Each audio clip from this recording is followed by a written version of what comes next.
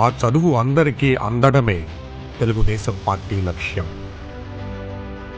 Engineering కాలేజీలకు permission ఇచ్చిన, దళితులకు బెస్ట్ అవైలబుల్ స్కూల్స్ పథకం తెచ్చిన, అణగారిన వర్గాలకు అంబేద్కర్ విదేశీ విద్య ఇచ్చిన, ఎస్సీ ఎస్టీలకు 2002లోనే ఫీజు రియంబర్స్మెంట్ అందించిన, మొట్టమొదటిసారి ప్రభుత్వ బడుల్లో ఇంగ్లీష్ మీడియం ప్రవేశపెట్టిన, అది విద్య పట్ల, భావితరాల భవిష్యత్తు పట్ల తెలుగుదేశం పార్టీకి ఉన్న నిబద్ధత.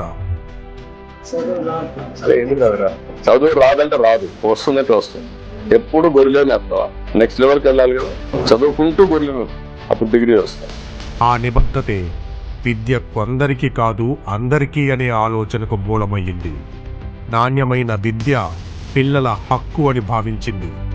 స్కూలుకు వెళ్లే పరిస్థితి లేని విద్యార్థి ఉండటం అవమానంగా భావించింది. పిల్లల చదువు తల్లిదండ్రులకు భారం కాకూడదని, పేదరికం విద్యకు అడ్డంకి కాకూడదని స్కూలుకు వెళ్లే ప్రతి విద్యార్థికి తల్లికి వందనం పథకం ద్వారా 15,000 రూపాయలు అందిస్తోంది కూటమి ప్రభుత్వం.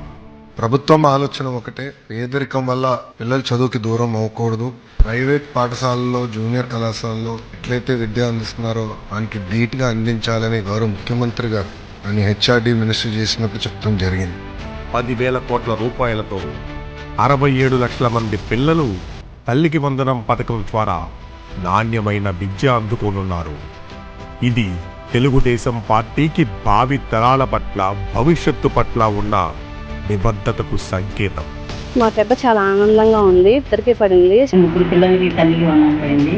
ఇద్దరు పిల్లలకి వేసారండి. ఇద్దరు పిల్లలకి వచ్చిందండి. ఇద్దరు పిల్లలకి పడిందండి. నలుగురు పిల్లలకి పడింది. నాకు ఇద్దరు పిల్లలు స్కూల్ ప్రారంభం అవ్వడానికే మాకు పడింది. పిల్లలకి ఇద్దరికి పట్టదు. ఇద్దరు పిల్లలకి అందడం వల్ల చాలా సంతోషంగా ఉన్నానండి నేను. ఇది మన ప్రభుత్వం, మంచి ప్రభుత్వం.